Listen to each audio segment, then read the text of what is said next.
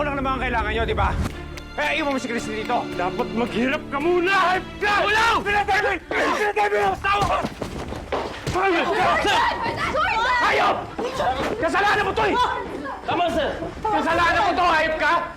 Sawang-sawa na ako sa pagpapa-sweet girl na yan. Pero sana, di ba, sinusuklian man lang ako ni Jordan sa mga efforts ko. Wala kang delay? Hanggang ngayon, parang napipilitan lang sa akin si Jordan. Jordan! Bilis! Sakay mo na! Bilis! Atat-atat ka naman, o ito. Mommy, Daddy, please help me. Pwede kang putulin ang daliri niya para tuwining na kayong mag-ina! Ayun na!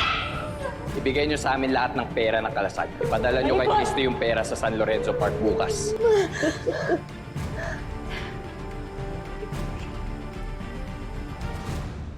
Ang sabi ng mga pulis, kontakin natin sila pag tumawag yung mga kidnappers. Paano natin mauhuli yung mga yun kung susunod lang tayo sa gusto nila? Narinig mo naman yung sinabi ni Alakdan, hindi ba?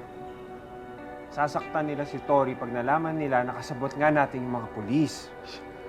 Hintik na usapan yan.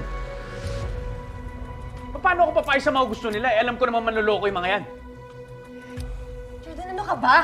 Nakalimutan mo na ba kung anong kaya nilang gawin kapag hindi nila nakuha kung anong gusto nila? Hindi ako papayag na mangyari yun sa anak ko. Kaya hayaan mo na lang kami ni Leon na dumiskarte kung paano natin siya babawiin. Hindi ko ipagkakatiwala ang buhay ng anak ko sa taong to. At bakit? Si Leon alam niya kung anong gagawin. Ikaw, anong alam mo sa pagliligtas, ha? Sandali nga, Christy. Bakit ba kay Jordan ka nagagalit? Hindi ba yung lalaking yan nagdala ng gulo dito?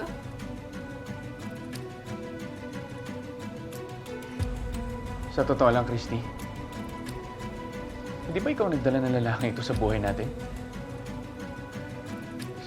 Hindi mangyayari ang lahat ng to. Hindi makikidnap ang anak ko, kundi rin dahil sa'yo. Ano ba? Magtatalo na naman ba kayong dalawa?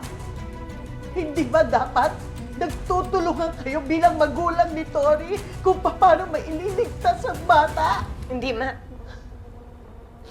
Hindi, tama si Jordan. Tama siya. Ako ang may kasalanan. Ako ang nagdala dito sa mga rebelde sa bahay natin. Kaya kung gusto mong magalit sa akin, Jordan, sige, magalit ka. Itodo mo pa. Pero hindi magbabago ang desisyon ko na kami ni Leon ang magdidiskarte kung paano mahahanap si Tori. O pagkatapos, kapag may nangyari kay Tori sa plano ninyo, ano gagawin mo? Tama na yan. Huwag ka nga mangialam dito. Hindi ko nahahayang sakta mo pa si Christy. Gusto mo tayo magtapat? Hindi yung babae yung kinakaya mo?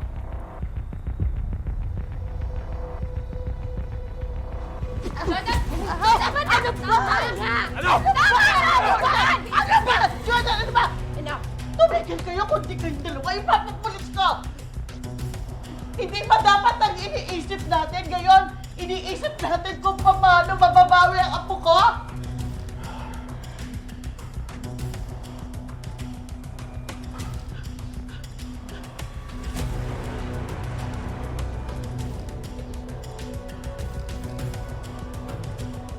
May kilala po akong pwedeng tawagan na tutulong sa atin. Okay. At wala ng polis. Naintindihan? Walang polis. Yun ang desisyon ko.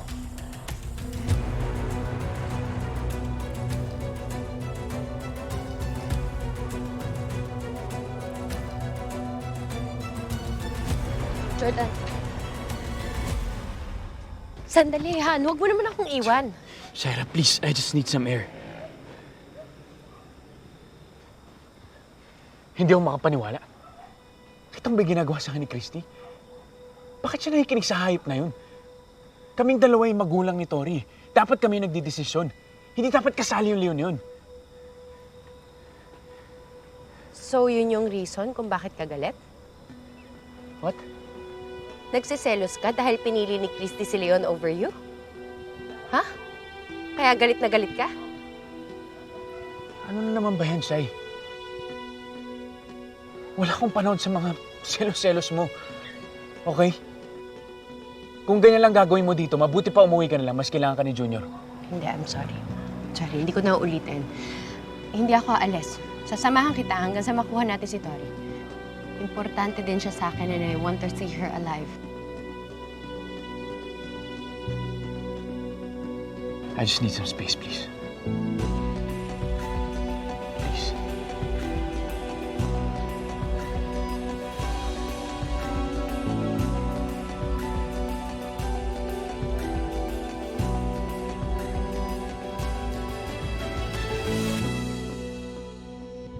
Oh, Shai, ano na? Nung ano na? Kamusta si Junior? Napainom mo na ba ng vitamins? Nabigay na ni Jeff. Siya na rin ang nagpakain, saka nagpaligo. Saka pinapatulog niya na nga ngayon. Iba rin talaga, no? Palagay na palagay sila sa isa't isa. Lukso ng dugo is real. Pwede ba? Manahimik ka dahil baka may makarinig sa'yo. Eh, teka. Kamusta si Tori? Ano, mababawi na ba daw siya? Eh, ewan ko pa, kailan ko doon sa batang yun. Sana nga huwag na siyang bumalik dito. Shaira, ikaw grabe ka talaga. Eh, bakit totoo naman? Kapag hindi na bumalik yung batang yun, wala nang connection si Jordan kay Christy. 'Di ba?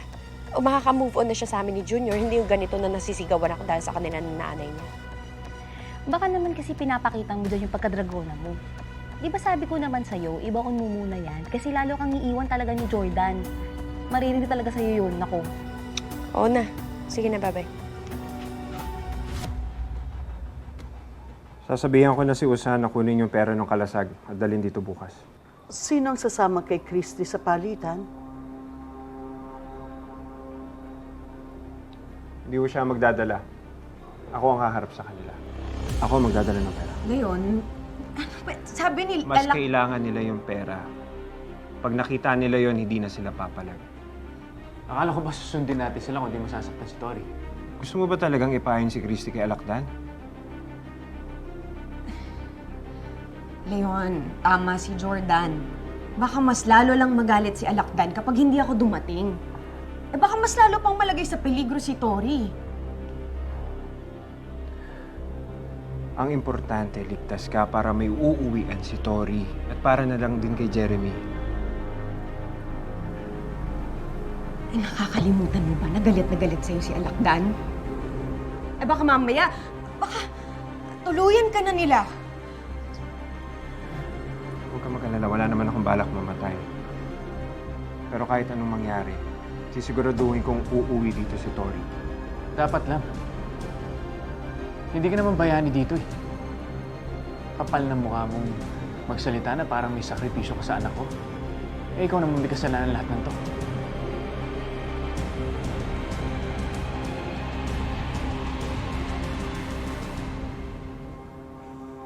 Jordan, pwede ba tayong mag-usap? Yung tayo lang,